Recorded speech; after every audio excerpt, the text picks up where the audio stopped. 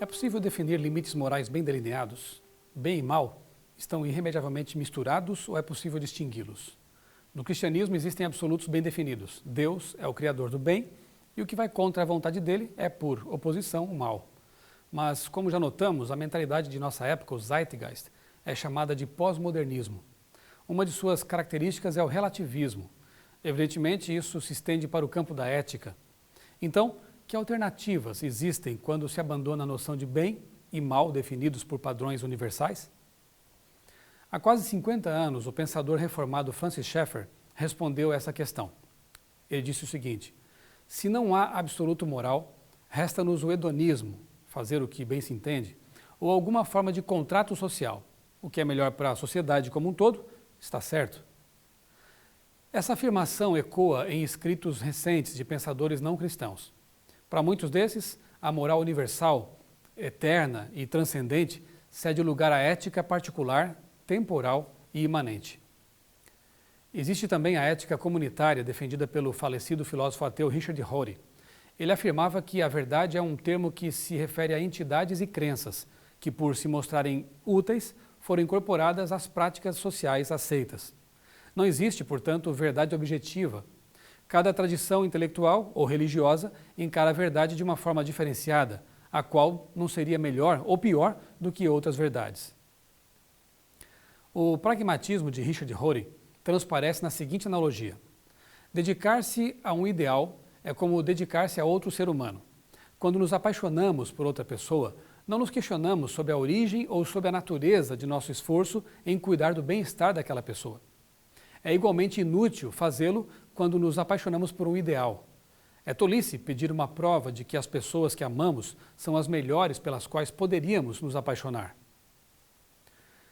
Quando se observa a posição hedonista e a ética pragmática, percebe-se que, na prática, elas trazem imensas dificuldades. Imagine que todos pudessem fazer o que quisessem, sem limites, como prega o hedonismo. Isso seria o caos.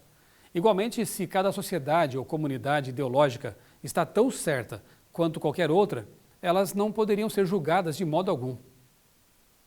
Há países nos quais, culturalmente, não há problema, por exemplo, em se agredir mulheres.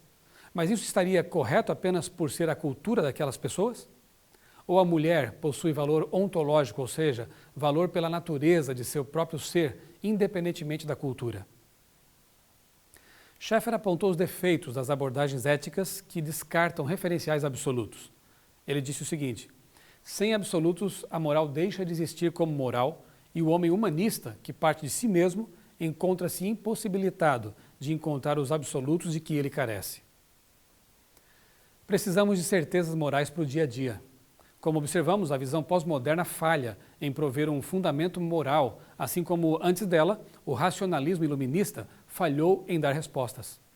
Assim, não é de se estranhar que muitos eticistas tenham recorrido à ética cristã, mas será que essa ética é confiável? É preciso dizer que os cristãos concordam, em parte, com muitas ideologias ou religiões.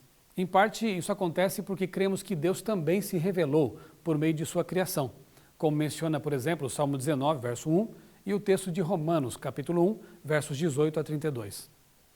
No campo da ética, isso quer dizer que as pessoas podem assumir comportamentos corretos, mesmo se não forem cristãs. Mas o cristianismo fornece uma base mais ampla para comportamentos éticos porque seu fundamento põe o ser humano em contato com o Criador, a quem ele deve prestar contas.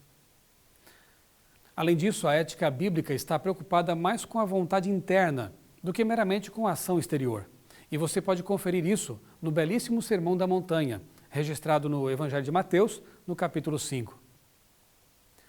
Ao introduzir uma ética absoluta, o monoteísmo bíblico revolucionou a vida religiosa dos povos antigos.